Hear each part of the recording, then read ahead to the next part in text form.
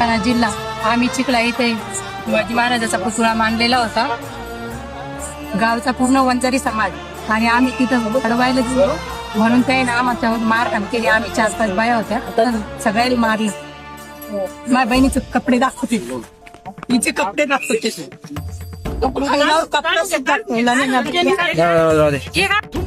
छत्रपती शिवाजी महाराजांचा पुतळा उभा केला होता.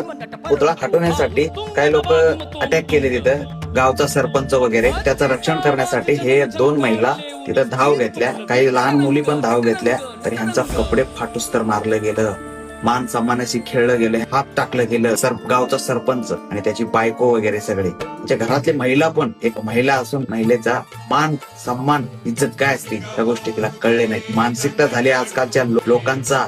लोक फक्त जात धर्म ह्यातच गेले. आई बहिणीची इज्जत कळणार रांडाच्यांना.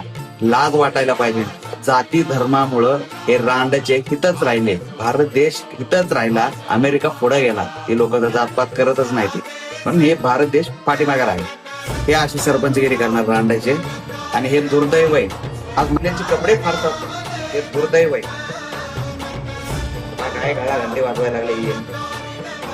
महिलांचा इज्जत सर्वात मोठी आहे. जात आणि धर्म आणि काही कोणत्याही गोष्टी कळलं का? आता तुम्ही माणसं नाही, फाड गावांना सुधरा. जातपात सोडा. आम्ही वरच्या जातीचे, आम्ही खालच्या जातीचे. कळलं का? गो खात नाही तुम्ही, अन्नच खाताय. वरच्या जातीचे असले ना अन्नच खाताय, खालच्या जातीचे असले ना अन्नच खाताय. रांडाचे अन्न. कळलं का? जात जात जात जात फेंजोत सुधरा ना. अमेरिकेला जाऊ वाटायला लागलं मला हे सोडून सगळं.